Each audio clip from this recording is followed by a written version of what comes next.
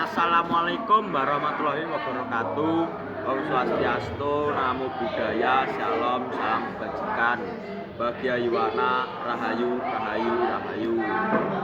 Bapak Kepala Sekolah ingkang sadaya kinurmatan, bapak-bapak saha ibu-ibu guru ingkang satuhu, kula bekteni, adik-adik kelas ingkang kula tresnani, puji syukur tansah katur kadumateng Allah Subhanahu wa taala ingkang sampun paring kanurahan, rahmat sarta hidayah dumateng kita sedaya. Satemah ing wekdal punika saged kempal manunggal kanthi wilujeng nir sambekala. Kadang kula kelas X ngantos kelas B ngantos kelas X ingkang kula tresnani, sakedhap malih kula sakanca kelas X badhe dinilaraken pawiyatan SMP Negeri 1 Gandusari punika.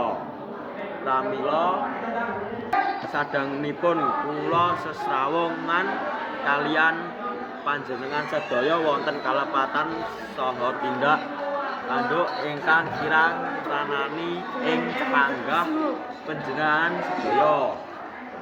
Kula sakanca nyuwun agunging pangapunten awrat sajatosipun kula perpisahan nilaraken pawiyatan punika piyambak.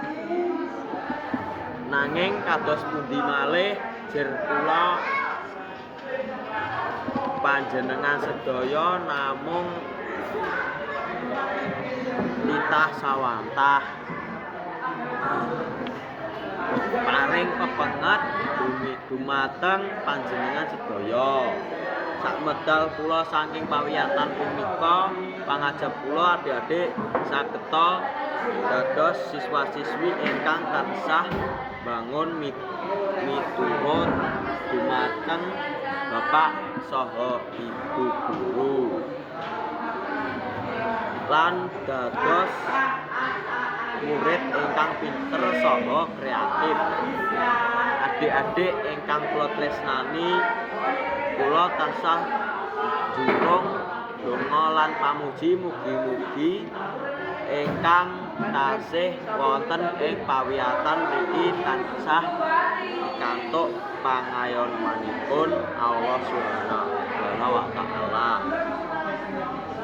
Samanten kula nyuwun donga saha pangestu mugi-mugi kula sakanca saged lajengaken wonten ing pawiyatan langkung inggil sedaya wanasa. Namung semanten atur kula minangka sesulih rencang-rencang kelas X sedaya mbok bilih wonten dalam gang suling rencang-rencang ing saha benceng saking atur kula tansah nuwun. Wassalamualaikum warahmatullahi wabarakatuh.